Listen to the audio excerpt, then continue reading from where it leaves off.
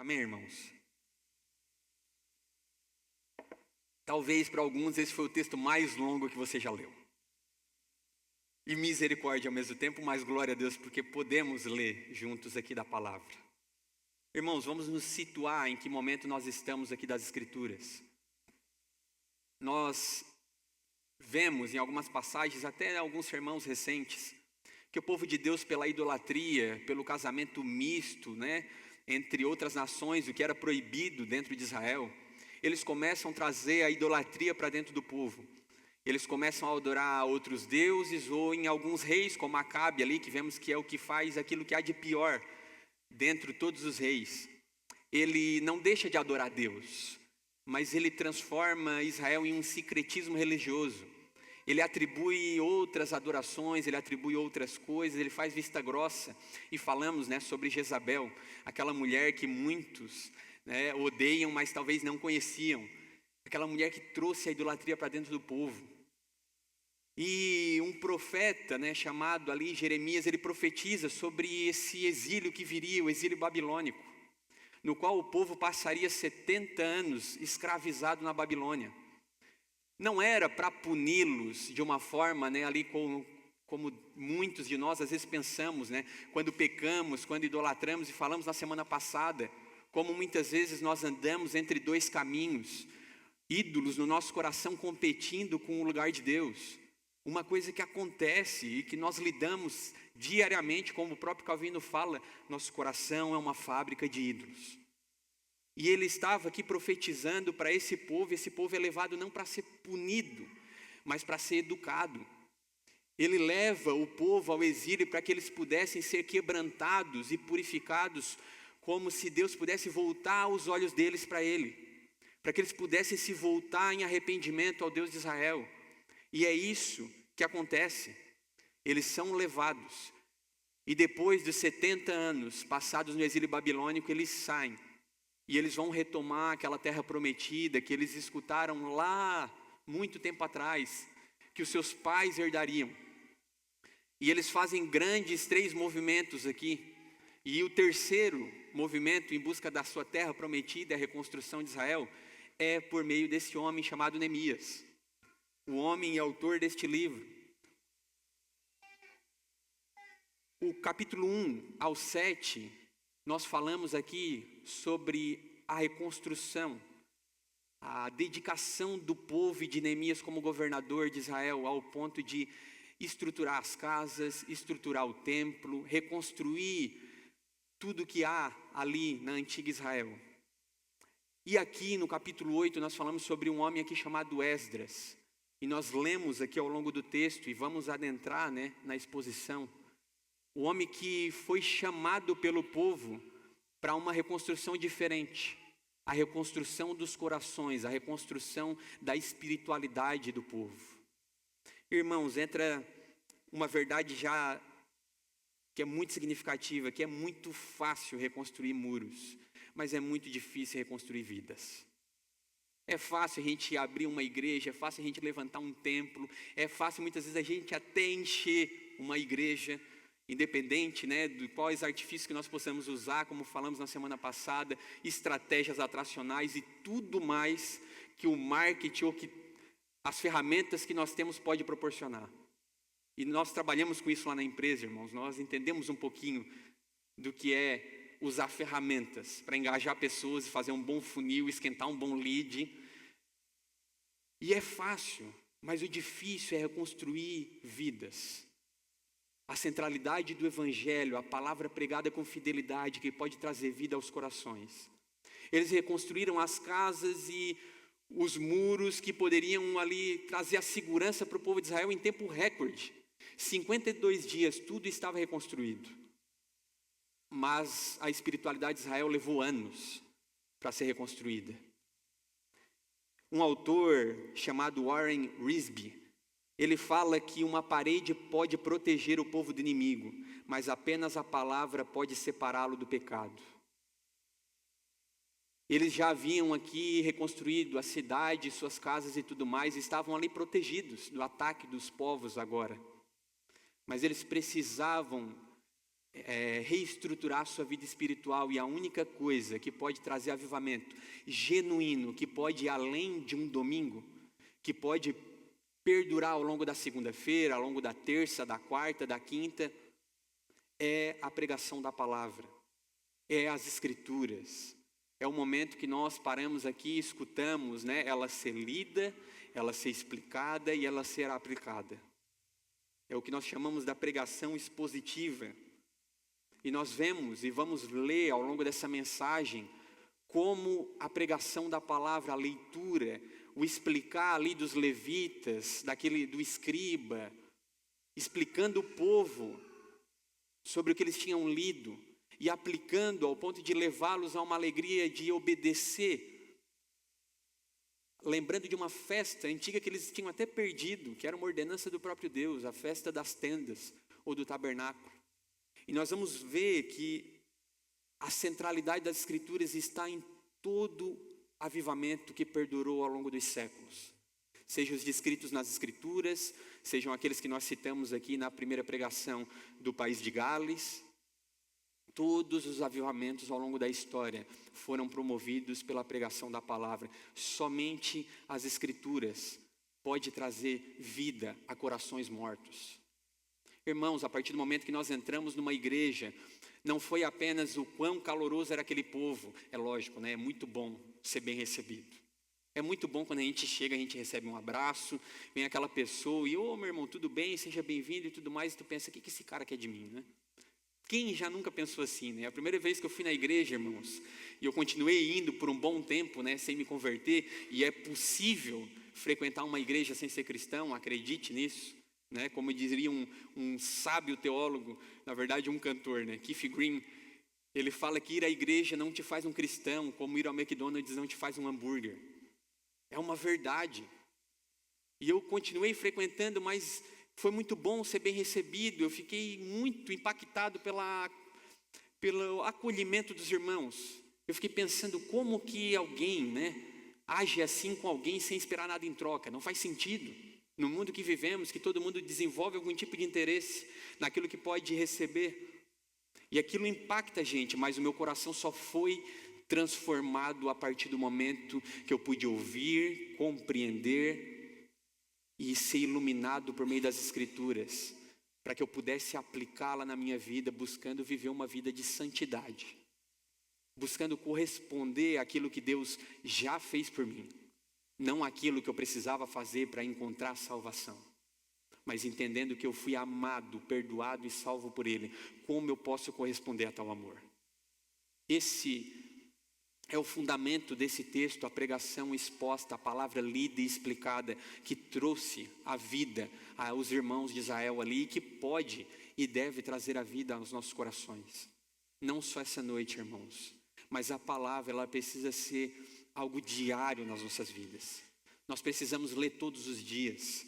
Nós precisamos ser confrontados e encorajados, esperança, alegria, tudo que ela pode trazer, consciência de quem Deus é, consciência de quem nós somos, todos os dias. E assim como esse povo é o povo do livro, nós também queremos ser o povo do livro. Quem conheceu o Marcos Granconato, né, um homem de poucas palavras e tão pouco macio, né, mais duro que essa madeira aqui, ele fala que quem é o cristão que não gosta de ler? Daí é lógico, né, irmãos? A realidade é que a maioria dos cristãos tem dificuldade para ler. É uma verdade, infelizmente. Muitos de nós, quando se converteram, não lia nem jornal. Quando pega a Bíblia na mão, meu Deus. Mas o que ele fala é o quê, né? Todo cristão precisa procurar ler até passar a gostar de ler. Porque ele deu um livro para esse povo. Como nós podemos ser pessoas que não gostam e não amam as Escrituras se nós somos o povo do livro? Seria uma incoerência, sem cabimento. Então nós precisamos nos esforçar. E a pergunta, né, que nós fazemos ao longo dessa exposição é: será que nós também não precisamos que o livro seja aberto como foi aberto na frente do povo de Israel? Todos os dias. Nas pregações de domingo com fidelidade, mas amanhã pela manhã, a partir do momento que levantamos da nossa cama, à noite, quando vamos nos deitar, se é ela que ilumina o entendimento, se é ela que traz vida aos corações, nós precisamos voltar os nossos olhos para ela, a santa palavra de Deus. Amém? Amém, irmãos? Glória a Deus. Estão vivos aí. O povo que ouve a palavra, do versículo 1 ao 8, Neemias 8, 1 ao 8. Nós vemos ali no verso 1, irmãos. Todo o povo se reuniu como um só homem na praça e pediram, conforme teria sido ordenado, que Esdras trouxesse o livro da lei de Moisés. O primeiro ponto que nos traz atenção aqui é a sede desses irmãos pela palavra de Deus. O povo, ele se reuniu como um só homem e pediram, não foi algo imposto, não foi algo ali aconselhado, Meus irmãos, vamos fazer aquela reuniãozinha, vamos se coçar, Uma reuniãozinha para conversar um pouco mais da palavra e tudo mais, sabadinho lá em casa. Vamos dar aquela sentada, precisa ter comida, Porque o crente, se não tiver comida, parece que ele não vai. Aí tu faz um cachorro quente, tu faz ali, se fizer uma carne, aparece todo mundo. E daí faz aquela comida, conversa em torno da palavra. Às vezes a gente precisa, fazer uma forcinha para estar lá, diante dos nossos dias corridos e tudo mais. E o que chama a atenção aqui é a disponibilidade desses irmãos em querer ouvir da palavra de Deus, em querer ouvir das Escrituras. Eles falam que eles procuram e pedem a Esdras para que ele traga o livro da lei para que possa ser lido. Não foi uma imposição, mas foi um clamor do povo. E o despertamento de qualquer pessoa ou de qualquer comunidade parte da fome pela palavra de Deus. O que nos motiva a sair da nossa casa para ir à igreja? O que nos motiva? Qual é a nossa expectativa de vir ao culto? Qual é a nossa expectativa de nos reunir com os nossos irmãos? Irmãos, nós precisamos cuidar nos nossos dias, como o próprio Mateus falou aqui enquanto estava ministrando, nós ainda temos esse privilégio, talvez vamos valorizar mais quando nós fomos perseguidos, mas a realidade é que estudos indicam que nos próximos 70 anos não há condição nenhuma de haver uma perseguição no Brasil, de uma forma intensa, como em lugares como nós vemos na China e em tantos outros lugares. O que nos motiva, irmãos? Qual é a nossa expectativa? Temos que cuidar para que não se torne algo apenas ritualístico, nominal. Será que nós vamos ao culto de domingo só porque é domingo e deu a hora? E todo mundo naquele horário tem o costume de ir ao culto. É de família. A nossa família é assim. A minha mãe era assim. Minha mãe chegava umas 2 horas antes, Nós temos esse costume. Será que não é apenas a religiosidade? Será que não é apenas o medo de, se eu não seguir a Cristo, como que vai ser a minha vida? Cabe, irmãos, essa pergunta a nós. Cabe essa pergunta a nós, o que nos motiva a ir à igreja domingo? Se não há expectativa de ouvir da palavra de Deus. Se não há expectativa, não, independente de quem esteja lá à frente, se é o Gustavo, se quem for. Só que a realidade, irmãos, é que isso é difícil nos dias de hoje. Muitos cultos que nós promovemos é um culto à celebridade, muitos cultos que nós promovemos é um culto a nós mesmos, diante desse Brasilzão afora. Muitas vezes a centralidade da Escritura se perdeu desse púlpito. É triste, mas é a realidade nossa brasileira. Nós criamos, às vezes, uma expectativa no pregador XY. E a realidade é que em muitos lugares nem a expectativa tem mais, Eu estava numa conferência e os irmãos estavam dormindo, escutando Augusto Nicodemos. Eu pensei, meu Deus, se até o tio Nico, os caras estão dormindo aqui, o que vai ser de nós, daqui a uns 5 anos? A gente não consegue ficar 40 minutos escutando a palavra. Cabe a nós, irmãos, nos questionarmos, Senhor, o Senhor sabe que eu te amo como Pedro, mas será que eu não gosto menos de ti do que eu gostava ontem? O que me move ir à casa de Deus hoje? Será que eu crio expectativas, como eu crio expectativa para aquele final da Champions League? Quanto que vai ser? Será que eu crio expectativas ao ponto de, Senhor, fala comigo através da tua palavra, aquela que muda os corações? aquela que transforma o meu ser, aquela que me faz cada dia mais parecido com Cristo Jesus, aquela que me faz lembrar todos os dias os textos que me trazem conforto ao coração, aqueles que me trazem esperança, palavras que me lembram de que eu sou um peregrino, de que a alegria plena está em Cristo Jesus e não nas coisas que o mundo pode oferecer. 3 aspectos aqui mostram a disposição desses irmãos. A espontaneidade, eles pedem para ouvir da lei de Deus. O coletivo, né? Ali eles estavam em homens, mulheres, todos aqueles que poderiam entender, todos reunidos. E era um povo harmonioso. Ali falam que eles buscaram pedir a Esdras para que trouxesse o livro da lei como um só homem. Isso que é um ponto importante para nós, porque eles eram um ajuntamento de pessoas, harmonioso e com propósito. Às vezes nós nos ajuntamos, irmãos, para ouvir a palavra de Deus, mas nem sempre harmoniosos, nem sempre com tanta união, nem sempre pelo mesmo propósito. Às vezes nós reunimos corpos, mas não corações. E o que ele diz aqui, que aquele povo, eles se reuniram como um só homem. Eles estavam unidos pelo mesmo propósito. Apesar das diferenças que com certeza eles tinham. Não olha para esse texto aqui, pensam que eram perfeitos. Muito pelo contrário. Esse povo aqui, às vezes a gente olha, eles eram pior que os ímpios. Era pior que a Babilônia. Então pensa, o povo desgraçado. Vem os profetas, volta os seus olhos para Deus, traz a educação e eles viram as costas de novo e vão para a idolatria. E eles são igualzinhos a nós. Iguaizinhos. E às vezes a gente se reúne, mas não levando em consideração o que nos une, que é Cristo Jesus, e sim as nossas diferenças. E é o que às vezes não nos faz um povo unido, mas o que nos chama a atenção aqui é a união desses irmãos como um só homem. Um povo unidos por um propósito. E eles pedem a Esdras, Esdras, traga o livro da lei e leia para nós.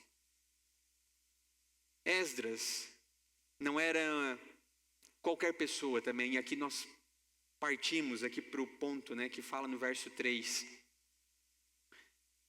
Precisa ouvir a palavra de alguém que prega com fidelidade. Isso é uma realidade. Falei no domingo passado, né, cuidado com o que aprendemos na internet, cuidado com quem ouvimos, né? Ainda brinquei, né, aqui, todo aquele jogo de luzes, todo aquele falar, né, macio, igual o meu barbeiro, querendo vender a hidratação. Sabe, você vai te contagiando aquilo ali, né? O seu cabelo fica tão sedoso e não sei o que. O Luqueta, ele cai toda semana no golpe do disse. E todo aquele jogo de luzes e todas aquelas ferramentas e toda aquela oratória, aquela homilética, meu Deus, é brilhante. E às vezes a gente escutando besteira ali, né? E ele fala sobre o pecado e tu amém. Nossa, o pecado é terrível, amém, amém. Amém. E às vezes a gente concorda com coisas absurdas, com coisas ali que nem é hora de falar amém ou glória a Deus e a gente está dando glória a Deus. Precisa ouvir a palavra de alguém que se esforce com fidelidade. Então eles pedem a Esdras para que leia o livro. E quem era Esdras? Esdras capítulo 7, verso 10.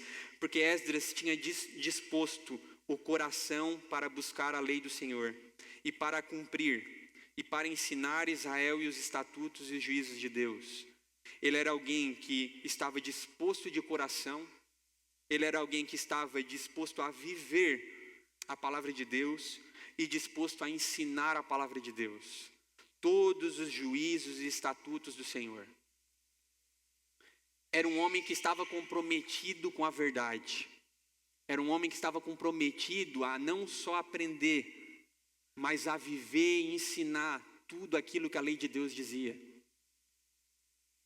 A leitura foi feita, como nós lemos no verso seguintes, por esse homem que pregava assim com fidelidade. Mas um povo que nós vamos ler no versículo 3, que ouvia atentamente. Então nós vemos que a pregação e o movimento da palavra que traz vida aos corações é alguém que prega com fidelidade e alguém que ouve com atenção.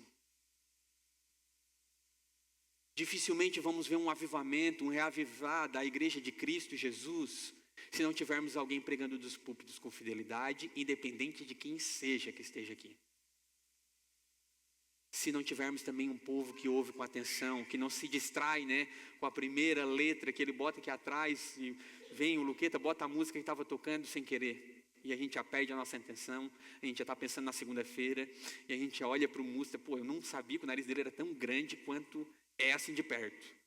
E daí você olha para os aspectos, não, e o microfone não está tão bom, sabe? E quem é essa criança que não para de falar? E daí tu pensa, e quem é aquela fulana que está lá na frente? E não sei o que. E vários aspectos começam a roubar nossa atenção ao ponto de que nós deveremos nos dedicar somente às Escrituras.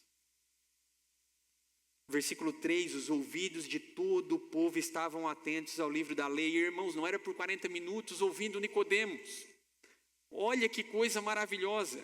Ou Jonathan Lima, que também o mesmo irmão estava dormindo. Pregadores, referências do nosso tempo, homens brilhantes, homens de Deus, e nós não conseguimos dar nossa atenção por 40 minutos. Não porque é o Augusto Nicodemos, não porque é o Jonathan Lima, porque é Deus falando. Porque quando nós abrimos as Escrituras e pregamos, quando Esdras abre o livro da lei e lê aquele povo, é o próprio Deus falando aos seus corações. Esse é um impacto que deve gerar a palavra em nós, de que é Deus quem fala por meio dessa Escritura. O povo ouvia atentamente, e o versículo 5, Esdras abriu o livro à vista de todo o povo, pois estava acima de todos, e quando abriu, todo o povo se pôs de pé. Eles ouviam com atenção, eles ouviam de pé, eles ouviam com reverência. Tudo isso aqui aponta para a reverência que esses irmãos tinham diante da palavra de Deus. O gesto de se levantar, seja o gesto de ouvir atentamente, ou até o próprio versículo seguinte, né, que fala que eles diziam amém, amém, enquanto ele louvava a Deus e prostravam seus rostos ao chão. Irmãos, tudo isso aponta para uma reverência diante de quem Deus é. Quantas vezes, né, o dia a dia, a correria, essa nossa realidade fácil que nós temos no Brasil, graças a Deus por isso, mas infelizmente, como ela nos torna cristãos bundãos, me desculpe a palavra, que se acomodam em suas vidas, ao ponto de não criarmos nem expectativas do que Deus vai fazer ao nosso coração no domingo. Infelizmente, eu falo por mim também, irmãos. Quantas vezes fui ao culto do Senhor sem a expectativa devida, sem a reverência devida, sem o temor e o zelo diante da palavra de Deus, que cremos de fato que ela pode transformar a nossa vida ao ponto de, a partir de hoje, vivermos como peregrinos, aquela verdade que falei no início. Senhor, dedicando a minha vida para que tu receba a recompensa do teu sofrimento, vivendo para a tua glória, não para os meus prazeres. Uma reverência, um temor santo.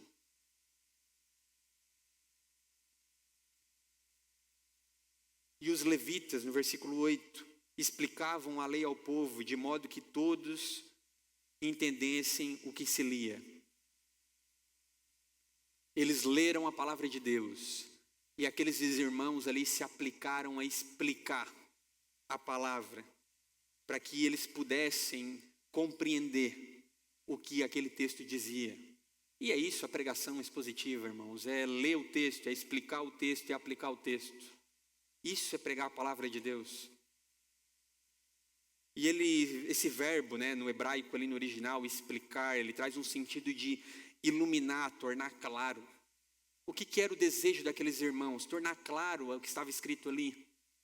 Né? Não é dificultar. O que é o nosso papel? É explicar a palavra de Deus para que as pessoas compreendam. Não é tornar mais difícil. Não é usar, né, o português aqui, daí eu tenho o irmão aqui da Academia Brasileira de Letras, mas eu também tenho aqui aquela pessoa que talvez mal fez a 3ª série. E nós usamos inúmeras palavras e um formato completamente complexo, tornando mais difícil a palavra de Deus. O nosso objetivo é explicá-la para que ela se torne clara. E olha o que eles fazem, os levitas explicavam a lei ao povo, de modo que todos entendessem o que se lia. O avivamento, ele vem quando nós compreendemos a palavra de Deus. A palavra de Deus é explicada, é lida e explicada ao ponto de nós possamos entender. A palavra de Deus é o suficiente. A palavra de Deus é o que precisa para despertar um coração. Não há verdadeiro avivamento, como vamos falar ao longo dessa série. Aviva a tua obra, ó Senhor. Não há verdadeiro avivamento sem escritura, sem ela ser lida e explicada, para que possamos compreender com fidelidade o que Deus fala aos corações. E o versículo 9 ao 12, ele começa a falar sobre o efeito de ler e se explicar as escrituras ao ponto de que eles possam compreender. E o efeito é o quebrantamento do coração. Versículo 9, e Neemias, que era o governador, e Esdras, sacerdote e escriba, e os levitas que ensinavam o povo, disseram a todo o povo: este dia é consagrado ao Senhor, o nosso Deus. Não fiquem tristes nem chorem, pois todo o povo chorava ouvindo as palavras da lei. Irmãos, esses caras não estavam escutando 40 minutos a pregação. Eles estavam escutando por 6 horas a palavra ser lida, de pé. 6 horas, desde o amanhecer até o meio-dia. E sabe qual foi o efeito da leitura e da explicação da palavra? Pessoas que choravam. Pessoas que se quebrantavam diante de Deus. Porque a palavra de Deus, ela atinge o coração do homem. Lembra daquela frase que eu citei na semana passada de Agostinho? Feristes o meu coração e desde então te amei. A palavra de Deus, ela fere o nosso coração. Ela vem e expõe quem somos. E eles choravam aqui porque quando eles ouviam a lei que havia sido esquecida pelos seus pais, eles chegaram a uma conclusão de quem eles eram, dos seus pecados, da idolatria do seu coração. Eles chegaram a uma conclusão da condição do ser humano que eles eram. E aquilo trouxe contrição sobre os seus corações. E a palavra de Deus, ela atinge o ser humano por completo. Ela atinge o cerne do nosso ser. Ela atinge o intelecto, as emoções e a vontade. Tudo isso, que consiste no ser humano. A palavra, ela não chega apenas aqui e fica aqui. Porque se ela alcançar apenas o nosso intelecto, isso é racionalismo. E de nada serve. Se a pregação de domingo, ela alcançar apenas as nossas emoções, e for um momento maravilhoso que você ficou quebrantado, mas você não entendeu nada, isso é misticismo, é emocionalismo ou qualquer coisa que seja. Mas a pregação, ela precisa alcançar o nosso intelecto, ela precisa alcançar as nossas emoções, e ela vai alcançar naturalmente a vontade, ao ponto de levar a vivermos uma vida alegre em obediência, que é a sequência do efeito da palavra aqui no povo de Israel. Precisamos entender a palavra, precisamos chorar e nos quebrantar, e precisamos agir. Após horas ouvindo a palavra, é isso que acontece. Aqueles que diziam amém, amém, amém, se prostram ao chão, choram diante da lei ali sendo exposta. E a palavra, ela desperta essas lágrimas em nós, irmãos. Quantos de nós tiveram a oportunidade de ouvir um sermão, ouvir uma pregação na internet, ler as escrituras em casa e compreender o que estava escrito ao ponto de aquilo alcançar como um soco no nosso coração? E traz mesmo o quebrantamento, traz mesmo uma tristeza, de certa forma, sobre o nosso pecado. E deve gerar essa contrição, mas não fica aí. O verso 10, ele diz: não fiquem tristes nem chorem. Vão, comam, bebam, repartam com os que nada têm, porque a alegria do Senhor é a força de vocês. É lógico que a palavra, ela gera um processo de contrição no nosso coração, porque quando nos deparamos com a lei, ela condena o nosso pecado. E quando olhamos para quem Deus é, um Deus santo, puro, justo, que não compactua com nada que é mal, olhamos para nós, meu Deus, olha o pecador que eu sou. Mas por que não ficar tristes? Porque o movimento seguinte do arrependimento genuíno é a alegria de quem é perdoado. É aqueles que conseguem entender e compreender que Ele nos perdoa mesmo diante dos nossos pecados. Né? Aquela canção, né? Como podes me amar, Deus, sabendo do meu pecado. Lemos que Deus é aquele que esquadrinha cada íntimo do nosso ser. Irmãos, é muito pior do que nós vemos. Nós, conhecendo os nossos pecados que passam na nossa mente, é terrível. Mas a realidade é que Ele conhece muito mais do que nós mesmos nos conhecemos. Mas Esdras aqui fala que eles precisam se alegrar, e eles devem se alegrar porque nós fomos perdoados, porque nós fomos amados, porque há alegria na salvação. Não fomos condenados e Ele vai nos exterminar, mas muito pelo contrário, a intenção do Deus com o povo de Israel no exílio babilônico é a mesma diante de nós, é nos educar, é nos ensinar, é nos trazer os nossos olhos para Ele. E por isso eles deviam se alegrar, porque o mesmo Deus que confronta o nosso coração é o Deus que também consola. O mesmo Espírito que nos convence do pecado também é aquele que anuncia o perdão de Deus. A mesma tristeza que é genuína diante do nosso pecado não é o fim do caminho. Ela é apenas a porta para a alegria. Ela é a porta para a alegria que há em Cristo Jesus. Irmãos, não existe arrependimento genuíno que termine em tristeza. Você imagina, você está lá no corredor da morte e você está preso por vários crimes que você cometeu. Mas em nenhum momento daquela sua história ali você consegue ter a noção do quanto aquilo foi sério. E vem aquele guarda e ele começa a ler, né, a pena de morte para você, e lê os seus crimes, e ele começa a ler tudo que você fez. E é uma barbárie, é uns absurdos, atrocidades, e você começa a escutar, e você vem a uma consciência e você pensa, meu Deus, eu mereço mesmo uma cadeira elétrica, eu mereço mesmo ser morto. É um absurdo, é uma insanidade, tamanhas coisas que eu fiz. E no outro dia vem aquele mesmo guarda que falou que você ia morrer, e ele fala assim, ó, você está livre, você foi perdoado, a sua dívida está paga. Há alguma chance daquela pessoa ali virar para aquele guarda e falar, não, mas eu estou completamente triste por tudo que eu ouvi que eu fiz, eu quero morrer, eu mereço, deixa eu ir. E é o que muitos de nós cristãos fazemos.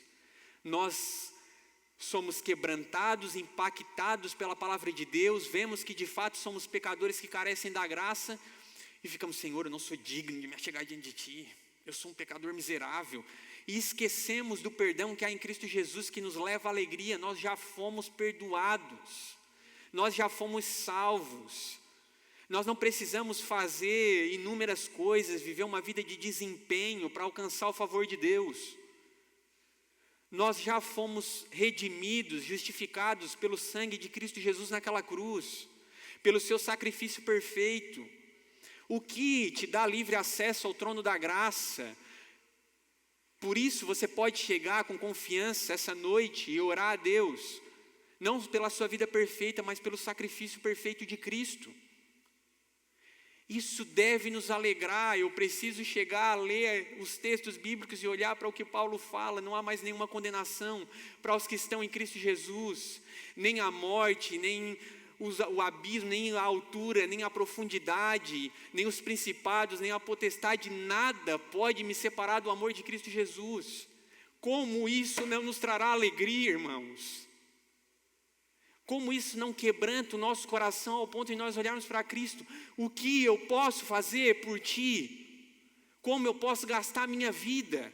É um privilégio para mim, porque eu estava condenado e hoje eu tenho uma vida para viver, não aqui somente, mas além daqui, para a eternidade.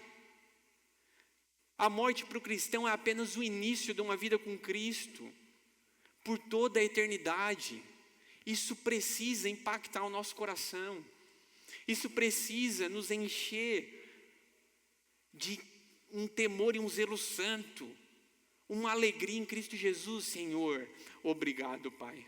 Obrigado por tamanho amor, obrigado pelo teu perdão, obrigado pela tua graça. Me ajuda a viver para a tua glória. Eu quero espalhar as boas novas para quem eu puder, eu quero pregar a esperança que há em Cristo para quem eu puder. Por favor, não pode isso ficar só comigo.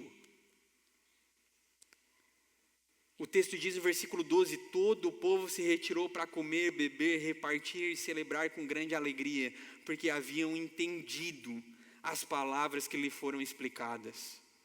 Aquele que entende a graça de Deus, ele se alegra naturalmente nisso. E não é só uma alegria vertical, é uma alegria horizontal. E eles foram, comeram, beberam e compartilharam com aqueles que não tinham. Não existe um povo desunido que entendeu as Escrituras. Não existe um povo que não compartilha entre si, que compreendeu as Escrituras. A alegria, ela não veio do esquecimento dos pecados ou do esquecimento da lei. Ela veio do entendimento. Quando entendemos o que Cristo fez por nós, quando entendemos que Deus, ele é aquele que nos ama, é aquele que nos perdoa dos pecados do passado, do presente e do futuro. Como falamos na pregação de João capítulo 3, 16, o amor de Deus ali, que está no verbo no original, no grego ali está no tempo aoristo, sem limitação de tempo, um amor eterno, de eternidade a eternidade.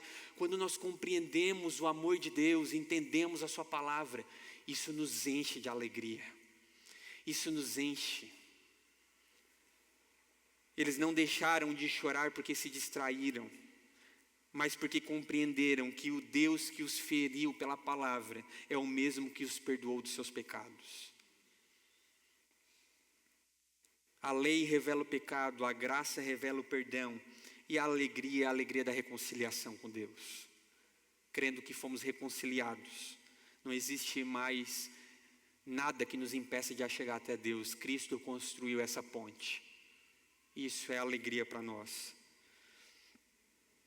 Talvez como o povo de Israel, irmãos, você se sinta confrontado pela palavra de Deus muitas vezes, se sente abatido, se sente contristado diante dos pecados, mas entenda, o arrependimento verdadeiro não termina em culpa e não pode terminar em culpa.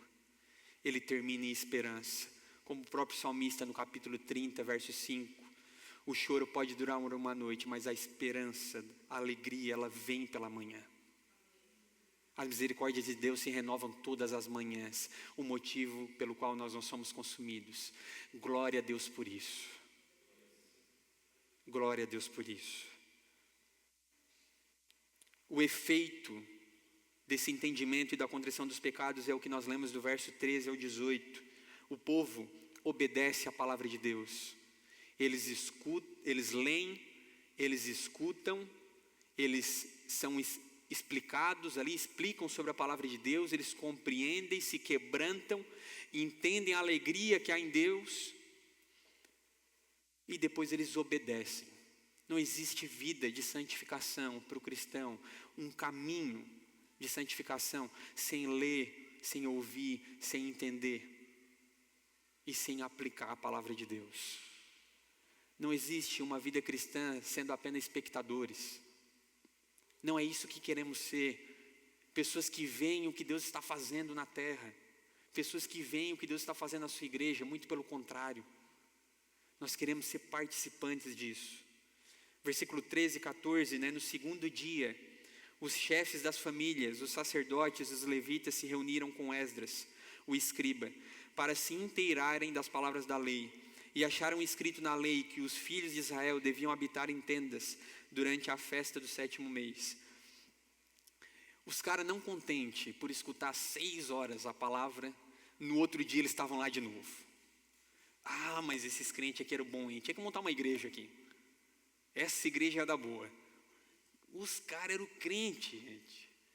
Eles voltaram nos outros dias, todos os líderes, o escriba, todos eles foram lá para aprender mais de Deus, para aprender mais da lei que eles haviam esquecido. Aqui passava-se já 100 anos, depois da primeira saída do exílio babilônico, e muitos ali já eram parentes daqueles irmãos que receberam uma promessa. E eles haviam esquecido a lei de Deus. E quando a palavra ela fere o nosso coração, ela volta a trazer essa esperança, ela nos quebranta, você sabe do que eu estou falando. Como é bom escutarmos a palavra de Deus e ela entra como aquela faca no nosso coração. Tudo que vem assim à nossa mente é: eu preciso aprender mais de quem é esse Deus. Eu preciso conhecer mais quem é esse Deus. Olha o que Ele faz ao longo da história. Olha quem esse Deus é, eu preciso conhecê-lo mais. E é o que esses irmãos fazem. Todo avivamento ele vem por uma sede de entendimento. Nós queremos mais. Não é o bastante ouvir a palavra um dia, nós queremos ouvir de novo. E agora eles desejam aqui compreender como eles deviam viver. E eles falam aqui que eles aprendem sobre a festa, novamente, né, sobre a festa do tabernáculo, dos tabernáculos, a festa das tendas. E essa festa ela é bem interessante, irmãos, que ela é festejada ainda até hoje pelos judeus em Israel. Ela é o que simbolizava a peregrinização do povo no Egito. Era o que lembrava de que eles eram peregrinos e que Deus estava com eles. E havia um simbolismo muito maior em Cristo Jesus, de que nós somos esse povo da peregrinação.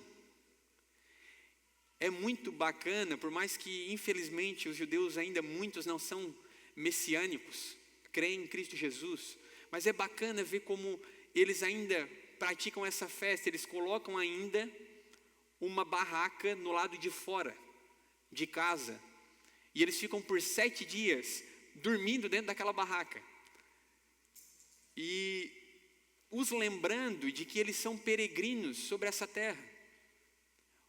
O que Deus faz aqui é instituir uma festa no Antigo Testamento para que eles pudessem celebrar e se lembrar de que eles são o povo que vive em tendas, o povo que é peregrino, que não existe morada permanente para aqueles que estão no povo de Deus.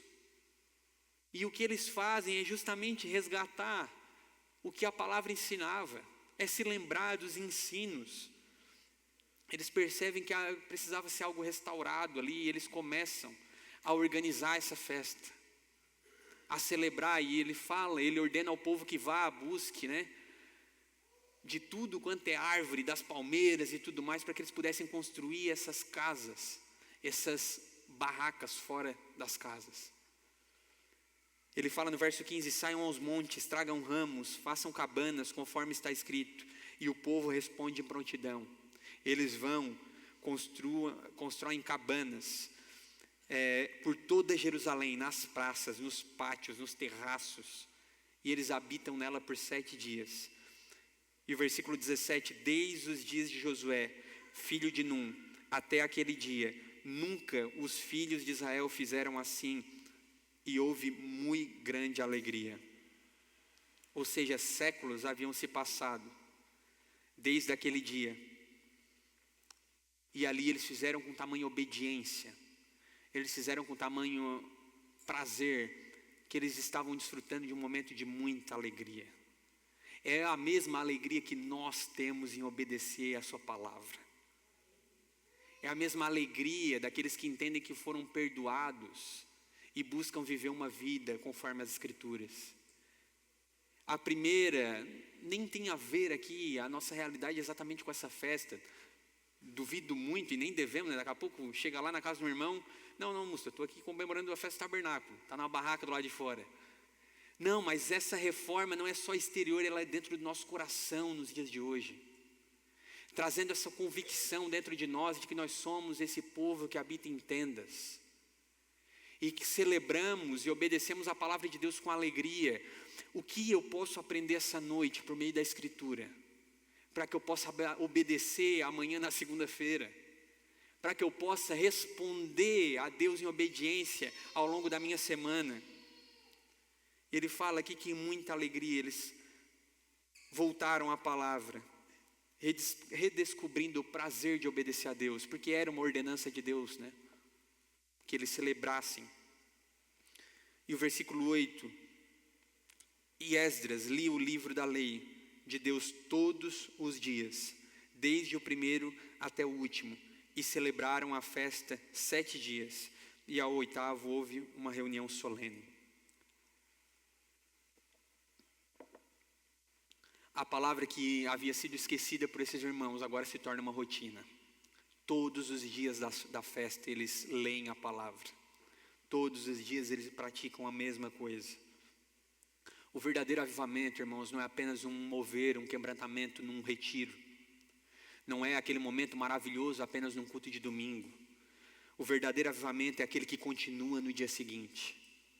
É aquele que continua na segunda-feira. O avivamento produzido pela palavra de Deus é aquele que gera contrição, alegria e obediência. É acordarmos amanhã pela manhã e orarmos a Deus: Senhor, obrigado, Pai, porque as tuas misericórdias se renovaram mais uma manhã. Senhor, obrigado, porque eu sei que independente do que aconteça nesse dia, a minha vida está em suas mãos. Obrigado, Senhor, porque eu vou para o meu trabalho e eu sei que a segurança do meu emprego não está no humor do meu patrão, não está no humor do meu encarregado, não está ali na situação financeira da minha empresa, mas a segurança do meu ganho está que o Senhor prometeu na tua palavra, de que nada eu sentiria falta, porque o Senhor é meu bom pastor. Está no fato de que seja roupa, vestimenta, aquilo que há de comer, o Senhor não deixaria faltar, porque o Senhor cuida dos lírios do campo, o Senhor cuida daqueles que são os teus filhos. Isso é avivamento, irmãos. É a palavra alcançar o nosso coração e gerar frutos de obediência em nós. É você acordar amanhã e pensar assim: essa semana vai ser diferente. O que vai me incomodar essa semana não é eu ter que fazer 1 horinha de graça. O que vai me incomodar essa semana é: Senhor, o que eu posso fazer para ser mais parecido contigo, G? O que eu posso fazer para ser mais parecido com Cristo Jesus? Como eu posso ser um luzeiro no meu trabalho, iluminar aquele lugar? Como eu posso levar uma palavra de conforto talvez para aquele meu irmão que está se separando e carece de uma palavra de encorajamento e esperança? A obediência, ela não é o preço para se obter salvação, mas ela é o fruto de gratidão que vem dela. Ela é o fruto que vem dessa salvação que encontramos em Cristo Jesus. E o ciclo, completo dessa palavra no coração do cristão é do versículo 1 ao 8, ela é ouvida. Do versículo 9 ao 12, como falamos, a contrição, ela é sentida. E do versículo 13 ao 18, que é a volta à prática da palavra de Deus, agora ela é vivida, A palavra é vivida. Então nós ouvimos, sentimos e vivemos. A vida do cristão, intelecto, coração e mãos. Precisa alcançar o nosso intelecto, precisamos entender, conhecê-la, precisamos senti-las e precisamos aplicá-la. Uma comunidade avivada é uma comunidade obediente, irmãos. Deixo essa aplicação antes de terminarmos. Uma igreja que busca avivamento, uma igreja que busca viver um avivamento segundo as Escrituras, é uma comunidade que tem a pregação, a leitura da palavra, o ensinar como a centralidade da sua comunidade. Ela é uma comunidade que busca viver obediência. Não basta para ela entender doutrina, não basta para ela compreender apenas meia dúzia de versículos bíblicos, mas ela quer de fato tornar o evangelho uma vida prática. Quando a palavra é lida, ela se torna uma prática na vida do cristão, para que a igreja possa refletir o caráter de Cristo nesse mundo. É isso que nós desejamos, é isso que nós queremos. Nós queremos refletir o caráter de Cristo. A primeira vez que eu fui evangelizar alguém depois de conhecer a teologia reformada foi uma tristeza, irmãos.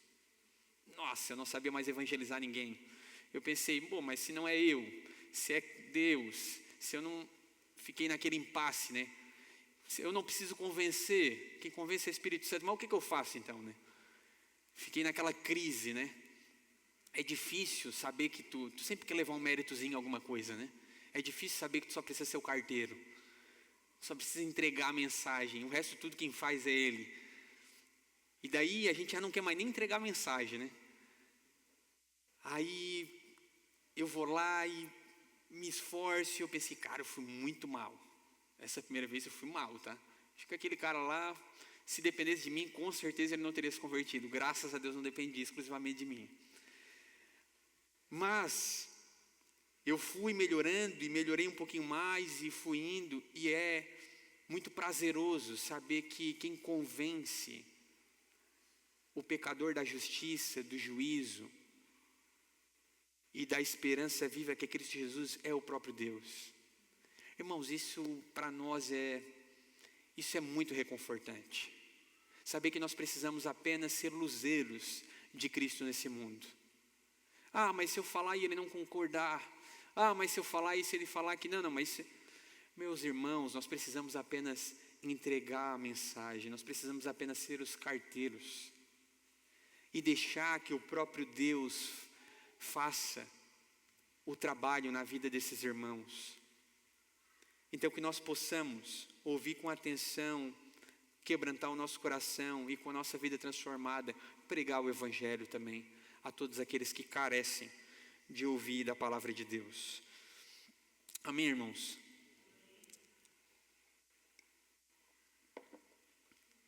Que não possamos, transformar o ouvir da palavra de Deus em rotina. Essa é a minha oração essa noite para nós finalizarmos. Que não venhamos à igreja apenas no piloto automático.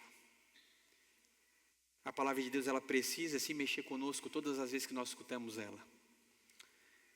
Como se fosse a primeira vez que nós ouvimos. Lembre, resgate a sua memória a primeira vez que a palavra alcançou seu coração e trouxe um arrependimento genuíno.